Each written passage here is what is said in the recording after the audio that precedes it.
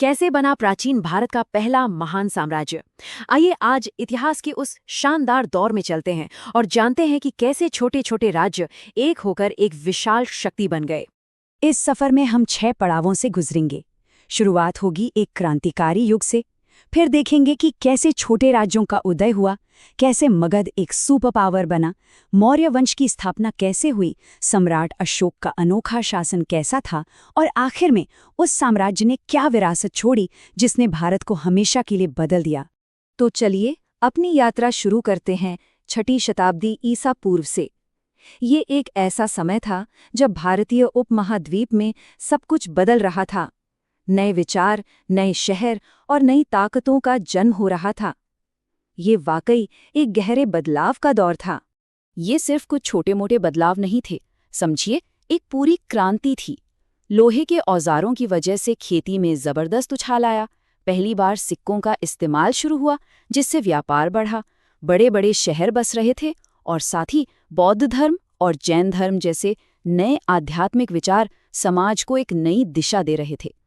अब देखिए, जब समाज और अर्थव्यवस्था में इतने बड़े बदलाव हो रहे हों तो राजनीति पर इसका असर पड़ना तो लाजमी था।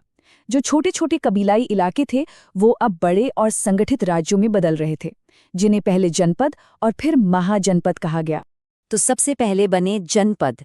इसका मतलब बड़ा सीधा है। जन यानी लोग और पद यानी पैर। जहां लोगों ने अपने पैर जमाए वो इलाका बन गया जनपद। एक तरह से यहीं से बड़े राज्यों की नींव पड़ी। और फिर वक्त के साथ इन जनपदों में से 16 इतने बड़े और ताकतवर हो गए कि उन्हें महाजनपद यानी महान राज्य कहा जाने लगा। मगध, गांधार और कोशल जैसे ये राज्य अब आपस में सत्ता के लिए मुकाबला कर रहे थे। और एक दिलचस्प बात ये भी है कि इन राज्यों में शासन के 2 अलग-अलग तरीके थे। कुछ में एक राजा का शासन था, जिसे हम राजतंत्र कहते हैं। वहीं कुछ दूसरे राज्यों में गण या संघ थे, जहां कई शासक मिलकर फैसले लेते थे, जो एक तरह से ग्रुप रूल था।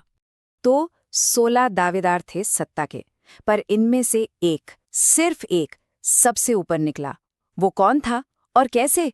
तो सवाल यही है कि आखिर मगध में ऐसा क्या था, कौन सी ऐसी खासियत थी कि वो अपने सारे प्रतिद्वंदियों को पछाड़कर सबसे बड़ा, सबसे शक्तिशाली महाजनपद बन गया। इसका पहला और सबसे बड़ा कारण था जमीन। मगध गंगा और सोन जैसी नदियों के बीच बसा था, जिसकी वजह से यहाँ की जमीन बेहद उपजाऊ थी। अच्छी फसल का मतलब था ज्यादा टैक्स और एक बड़ी सेना को खिलाने की क्षमता। दूसरा, मगध के पास लोहे की खदानों का खजाना था। उस जमाने में लोहा आज के स्टील की तरह था। इससे मजबूत हथियार और खेती के लिए बेहतर औजार बनाए जाते थे, जो मगध को दूसरों पर एक जबरदस्त बढ़त देते थे। और फिर थे हाथी।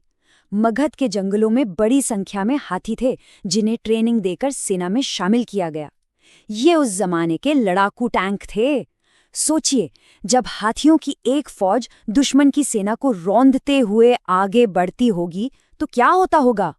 और आखिर में इन सभी चीजों का फायदा उठाने के लिए मगध के पास बिंबिसार, अजातशत्रु और महापद्मनंद जैसे बहुत ही महत्वाकांक्षी और काबिल शासक थे। उन्होंने कूटनीति और युद्ध दोनों का इस्तेमाल करके मगध के साम्राज्य को लगातार बड़ा किया। और मगध की यही लगातार बढ़ती ताकत एक दिन अपने शिखर पर पहुंची।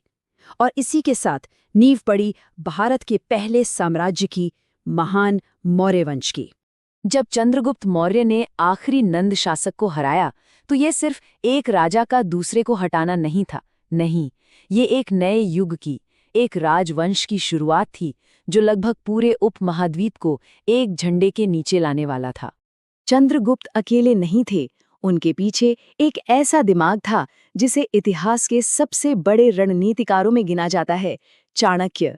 चाणक्य ने अर्थशास्त्र नाम की एक किताब लिखी, जो शासन, जासूसी और युद्ध कला पर एक ऐसा ग्रंथ है जो आज भी पढ़ा जाता है।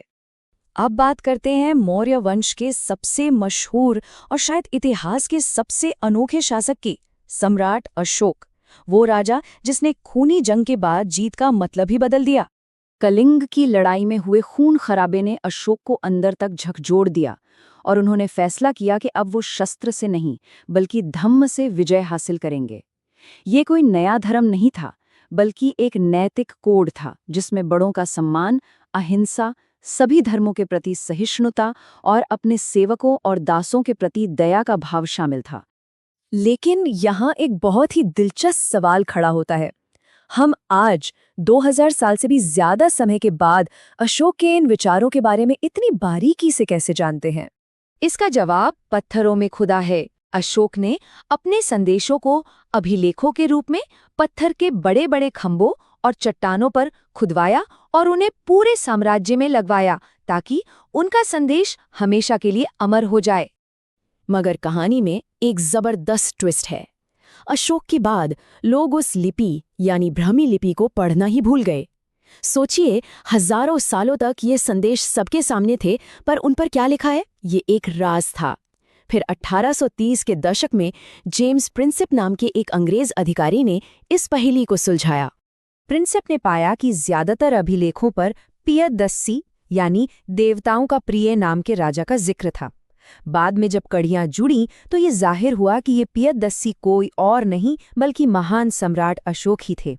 इस खोज ने अशोक को इतिहास के पन्नों से निकालकर दुनिया के सामने ला खड़ा किया।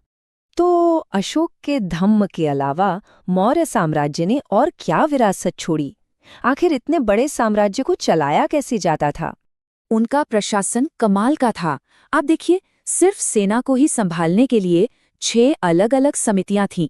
एक नौसेना के लिए, एक पैदल सेना के लिए, एक घुड़सवारों के लिए, यहाँ तक कि ट्रांसपोर्ट और सप्लाई के लिए भी एक अलग कमेटी थी। ये एक बहुत ही कुशल व्यवस्था थी।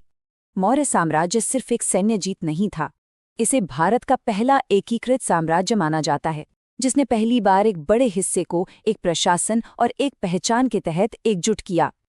सारनाथ में अशोक स्तंभ का शेर, जो आज भारत का राष्ट्रीय प्रतीक है, इसी महान विरासत की याद दिलाता है।